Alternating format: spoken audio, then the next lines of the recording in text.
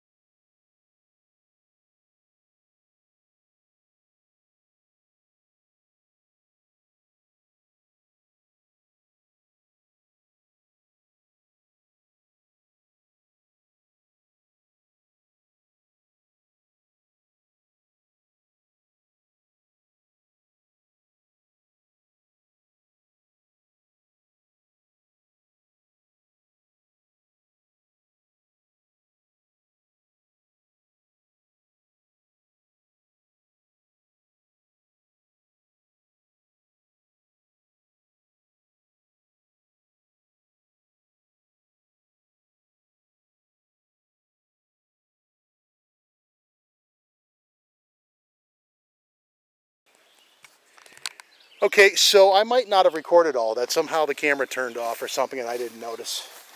I was rambling for a while. I don't know how much of that I have or not, so I'll try again. This time I am recording. So I'm on the back side of the mountain. I'm going to act like I don't have anything because I don't know where the thing kicked on me before or not. Hopefully I got at least some of that. Otherwise this whole trip was nothing more than a pleasant hike through the prickers just now. To recap, when last we left off, the Russell Accord driven Gimlin confession, if it's real, would be a crushing blow. We'll never know because now you have he said, she said stuff going on between Culls and Richter Riolo. And Culls is now saying it may have been a misunderstanding. I think it seems like Richter is still sticking to his story that, you know, somebody backtracked on their story about the whole thing. This doesn't surprise me. Most Bigfooting controversies end this way. I'm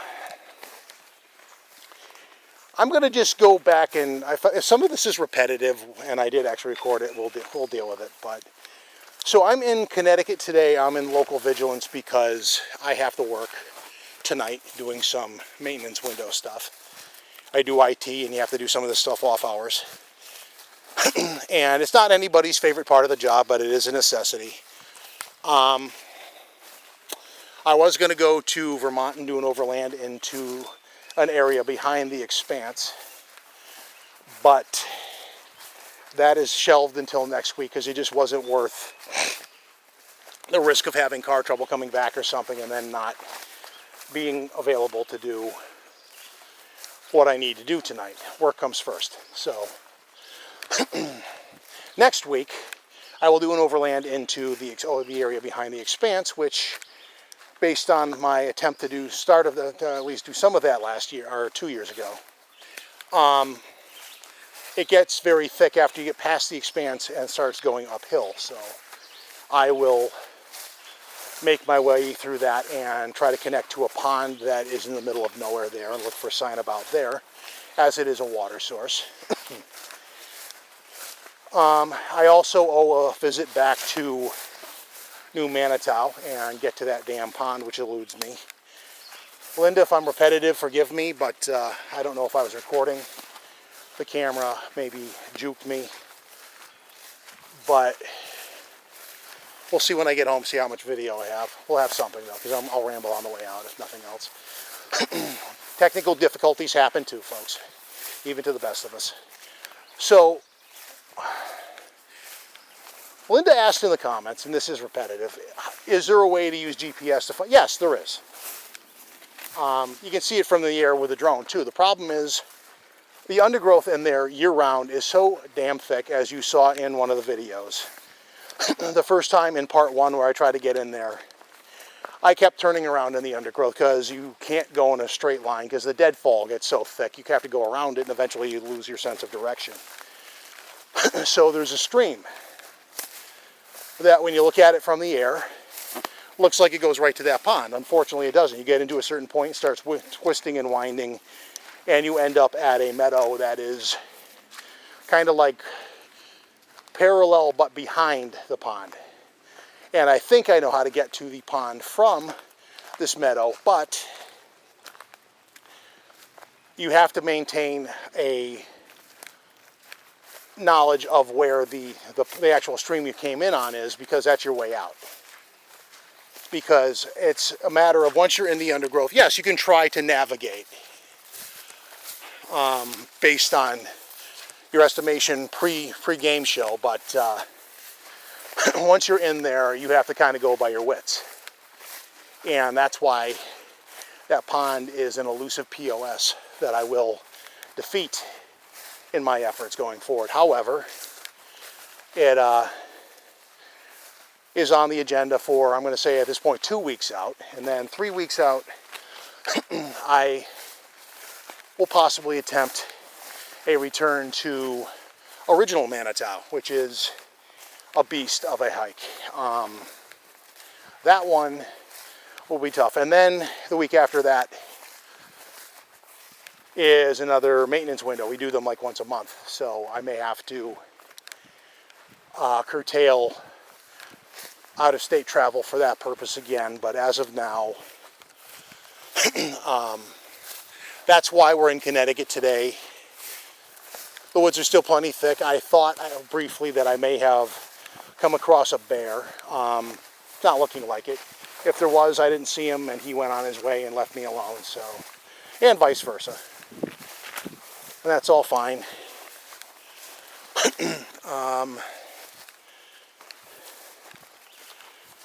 And I guess the other thing folks are maybe grousing about is that Expedition Bigfoot has a 3rd season now. The show that refuses to die. I stopped watching when they admitted that it was like all done. First season out of Dude Ranch, and a lot of it was contrived. But you have to remember, cynicism being what it is, Bigfoot television is not made for Bigfooters, it's made for TV ratings and a wider audience. So the sooner you accept that, the easier it is to move on with your life. I'm kind of giving the condensed version because if I went all the way through there and didn't catch any of that, though, then I guess the joke's on me. But, again, these things happen. It'll be a shorter video. Well, my last few have been. I was hoping to do something longer, but at this point, things don't always go that way. The one thing I am going to say, I don't know if they're distorted. I don't think they are. There are some moose tracks along this trail going in that are positively freaking monstrous. So if I were to come across him, he's probably a bull, and he's probably huge. So I'd have to hopefully meet him at a distance and not gain the business end of his temper, because that would be bad. A moosehead big will step on you and not try very hard, much to your detriment. Anyway, I guess the only other thing going on is you have certain people in the more skeptical groups that are whining about people making stuff up. That's nothing new. But they do. And it's, unfortunately, somebody did make the comment that there's a trend, and I do directly blame social media because there's a platform for it. You had people before that You know, and a lot of the witnesses I've talked to fall into the category I'm now referring to, which is people that just thought they saw something and they're looking for closure. They weren't sure what it was. But ever since Bigfoot, Finding Bigfoot and the shows like that, you now have people selling narratives. I mean, hell, you've got people selling Bigfoot porn on freaking Amazon for all. That is, believe it or not, actually a thing. Bigfoot erotica, they call it. That's a subject for another day. But thanks to Finding Bigfoot and shows of this ilk, and if I get flack for my opinion, yeah, you know so I just proved that my camera did kick at some point, so I probably do have some of the original video, but it did turn off on me and I wasn't looking. I don't know why it's doing that. It may not like the humidity. This camera has acted up in the humidity before. It is definitely muggy today. So, the hell was I saying?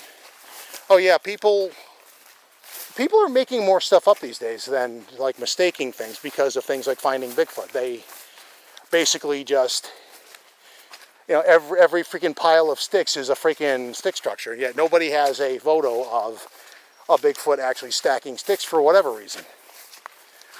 I mean, there are things out there that you'll find in the middle of nowhere that were arranged in a very weird way, but it's got to be something exceptionally strange for me to start giving consideration. People get to the point where there's, I'm not gonna like get into a squabble with the reporting agency that put out this report, but a couple of years ago they were making a case for a Bigfoot stick structure fight thing going on, but the thing is the location itself is about 100 feet from a Girl Scout camp in the suburbs of Fairfield County. And if you look up Fairfield County, yes, there are some minor woods in the area, but you literally are within 100 feet of a Girl Scout camp. So who's your likely maker of the stick structure? Bigfoot or Girl Scouts? As sure as Bigfoot doesn't come to your front door selling Thin Mints, I'm going to put my money on the Girl Scouts. So that being said, before my camera pisses me off again, I am going to do a segment break at this point and start making my way back. I will hopefully have more than I think I do because the camera apparently quits randomly in the heat. But we'll end things here, and if I do run across a bear or something, we'll film that if we can. So as always, thank you for watching. This is probably going to be a shorter, more rambly one, but thanks for watching, and we'll catch you next time.